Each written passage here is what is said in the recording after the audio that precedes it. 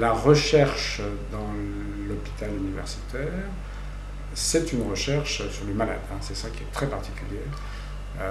Le public mélange souvent la recherche et donc il voit les souris, les cellules, la biologie, la biophysique, la radiation. Mais dans l'hôpital, il y a quand même d'abord des malades et il y a des innovations thérapeutiques, des nouveaux traitements qui sont essayés sur des malades. Et là aussi, en 50 ans, même si bien sûr je n'ai pas connu toute cette évolution, les progrès, l'évolution en tout cas, est considérable, vraiment considérable. Avec des dates charnières essentielles comme 1988 et la loi Hurier-Cérusclat du 20 décembre. Alors pour schématiser, avant la loi Hurier,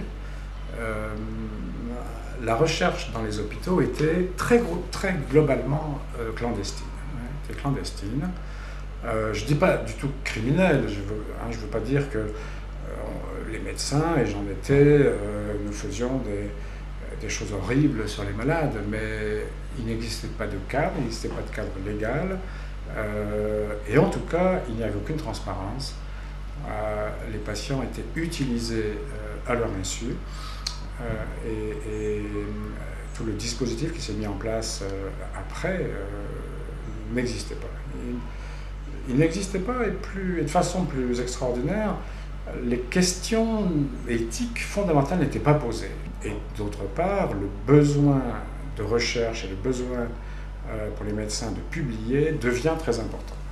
On est entré dans les années 60, je dirais, dans un système où les promotions universitaires, c'est-à-dire devenir professeur, rester dans le CHU, est conditionné par la publication scientifique.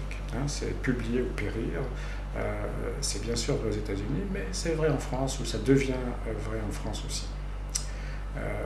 Et donc moi j'ai bien connu cette période qui est vraiment les années 70, qui sont une espèce d'âge d'or de la recherche clinique, je dirais sans entrave, sans contrôle, et ce qui frappe, je crois, aujourd'hui, c'est à quel point il n'y a pas d'interrogation éthique, aucune.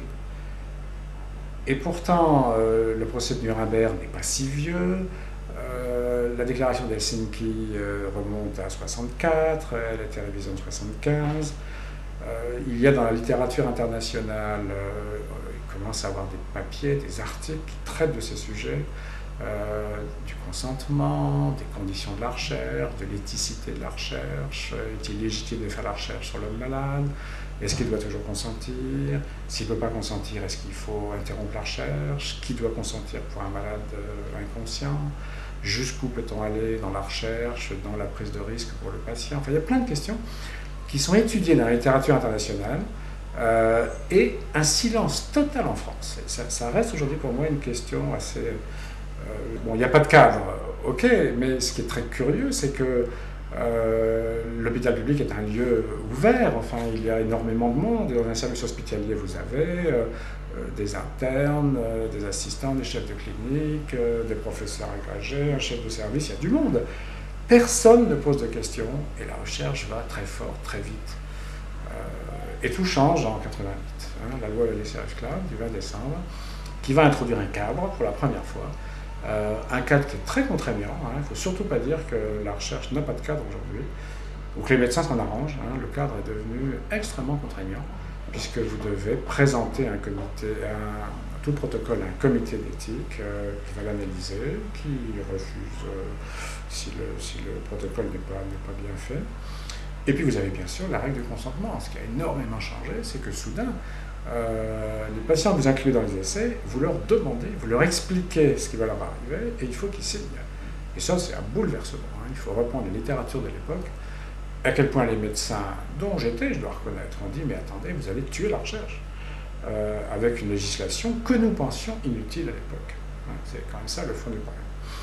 Alors pourquoi est-ce que ça a changé et pourquoi est-ce qu'on pensait que c'était inutile? Encore, c'est amusant de réfléchir à ça, je dirais 30 ans après, 20 ans après en tout cas.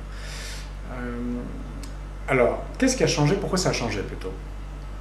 Là encore, ce ne sont pas que soudain des grandes préoccupations éthiques sont survenues. C'est parce que l'industrie pharmaceutique avait besoin de pouvoir réaliser des essais de phase 1 sur le volontaire en France et que la loi ne le permettait pas. Et l'industrie pharmaceutique est évidemment une institution et un lobby puissant. Et en gros, ils ont suscité cette législation qui a été votée. C'est ça le point de départ. Bon, dans le même temps, il y a eu aussi quelques scandales sur des expériences, disons, sans filet, qui ont indigné l'opinion publique. Hein, je pense aux affaires dites d'Amiens à l'époque, et pour laquelle le Premier ministre, Jacques Chirac à l'époque, avait demandé au Conseil d'État un rapport sur l'encadrement de la recherche. Donc ces deux facteurs se sont conjugués, hein, l'indignation populaire malgré tout pour des essais absolument non éthiques d'une part, et les besoins de l'industrie pharmaceutique. Et donc cette législation a vu le jour. Depuis Claude Bernard, le chercheur se cachait derrière le médecin, c'est-à-dire qu'il y avait une confusion du soin et de la recherche. Et il faut remonter à Claude Bernard, qui disait un très bon médecin, c'est un médecin qui cherche. Et lui n'envisageait pas de contraintes ou de contrôle. Et jusqu'à la loi Huriet, il était admis que la recherche sur le malade était une espèce de variante du soin, encore meilleure que le soin. Et puisque c'était le cas, il fallait surtout pas s'encombrer, justement, de tous ces contrôles qu'on a mis en place. Hein. Pourquoi un comité éthique? Pourquoi le consentement? Puisque on allait traiter encore mieux le malade que s'il n'avait pas été inclus dans un essai.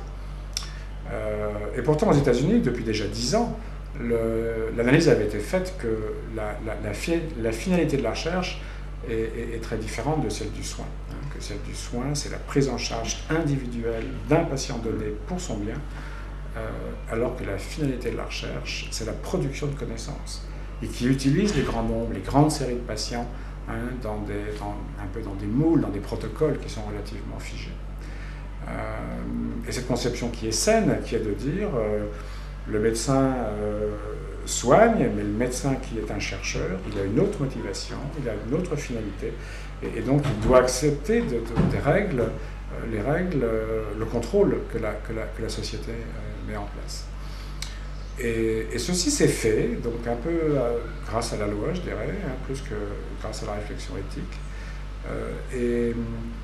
et très progressivement, puisque le processus n'est pas, je dirais, totalement accompli aujourd'hui, hein, néanmoins, les mentalités ont changé, et toutes ces modalités de contrôle, de surveillance se sont mises en place, ont été assimilées, ont été acceptées. Et je crois très sincèrement que aujourd'hui, le cadre dans lequel s'effectue la recherche est un cadre qui est extrêmement robuste, extrêmement sécurisant et extrêmement protecteur pour les patients.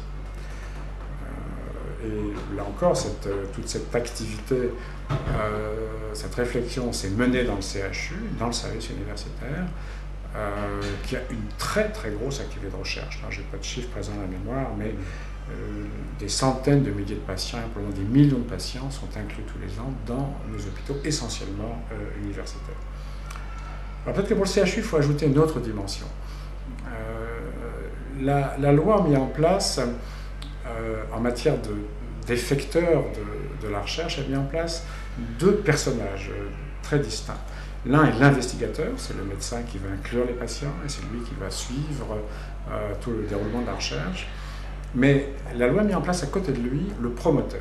Et le promoteur, c'est le responsable de la recherche. C'est à la fois celui qui va financer la recherche, mais c'est aussi celui qui en est responsable. C'est celui qui fait toutes les démarches que l'on qualifie de technico-réglementaires. C'est aussi lui qui va surveiller un protocole de bout en bout et qui est responsable donc de la sécurité des patients. Et c'est lui qui va vérifier qu'aucun accident ne survient, qui va contrôler ces accidents s'ils existent, qui va les déclarer et qui va surtout vérifier que leur nombre n'est pas tel qu'il faut interrompre l'essai. Et enfin, une autre mission du promoteur est d'être responsable de la qualité des données. Là encore, la recherche autrefois était faite par l'investigateur qui, en gros, je dirais pas manipuler ces données, mais enfin en tout cas on était totalement responsable et uniquement responsable. Aujourd'hui, c'est le promoteur qui est responsable des données, ce qui implique une petite méfiance pour l'investigateur, mais qui évidemment est une immense garantie de qualité des données, puisque ce n'est plus celui qui est directement intéressé à la recherche qui va la contrôler. Et donc le promoteur, bien sûr dans la recherche qui est menée par l'industrie pharmaceutique, c'est l'industriel, c'est la grande compagnie pharmaceutique. Mais pour la recherche dite académique, la recherche qui est menée sur fonds publics dans les hôpitaux, le promoteur, c'est l'hôpital public. Et cette mission s'est considérablement développée depuis 10 ans, je dirais, à la fois grâce au financement par l'assurance maladie de structures et de personnel de recherche dédiés spécifiquement, les directions de la recherche clinique, les DRC qui siègent toutes dans les CHU, et puis qui a financé la recherche. Le programme hospitalier de la recherche clinique est un programme du ministère de la Santé et qui finance cette recherche clinique dans les hôpitaux. Et ainsi, le CHU, qui était naturellement le lieu de la recherche, est devenu encore plus le lieu de la recherche, certes privée, mais recherche publique, académique, financée par l'assurance maladie. Et cette fonction qui est très importante, qui est essentielle aujourd'hui, est de plus en plus reconnue, puisque dans le mécanisme de dotation budgétaire des hôpitaux, ce qu'on appelle les mairies MIGAC, il y a un financement propre affecté à la recherche qui est évalué annuellement, et ce financement sont directement en fonction de la productivité de la recherche. Et là encore, c'est une des missions essentielles du CHU qui n'existait certainement pas il y a 50 ans et qui est devenue aujourd'hui réellement la qualité même du CHU d'aujourd'hui.